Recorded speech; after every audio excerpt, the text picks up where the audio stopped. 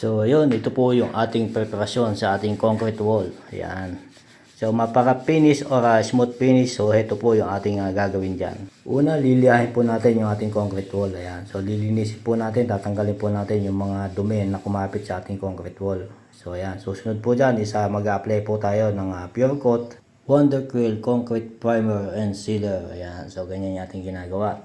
So, matibay po at napakahalaga po ng ating primer sa ating pinipinturahan. So, ayan, ganyan po yung ating ginagawa. So, patutuyuin lang po natin yan.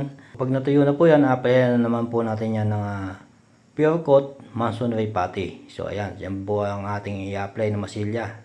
So, 2 hanggang 4 na patong po yung gagawin po natin pagmamasilya sa ating wall. Pag natuyo po yan, liliyahin natin ng 150 grit. So, ayan, papagpagan lang po natin yan bago po uli natin patungan ng ating Pure Coat Wonderquill Concrete Primer and Sealer. Ayan.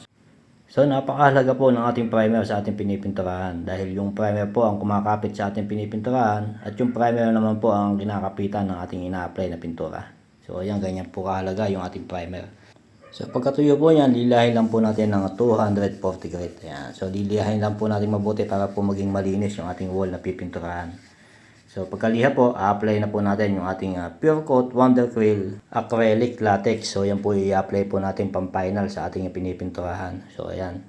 So, isang coat pa lang po, isarado na po yung ating pinipinturahan. So, napakakatawan po ng ating pinturang Pure Coat Wonderquill Acrylic Latex. So, ayan.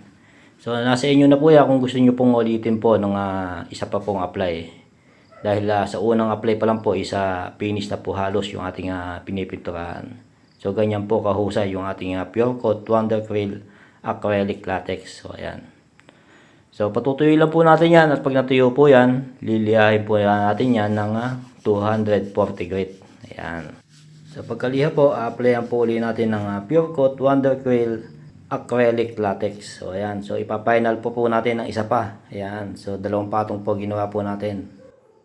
So, ganyan po ginagawa po natin pagka po tayo nagpipintura ng mga concrete wall. Ayan. So, ganyan po yung ating ginagamit na materyales. So, ayan.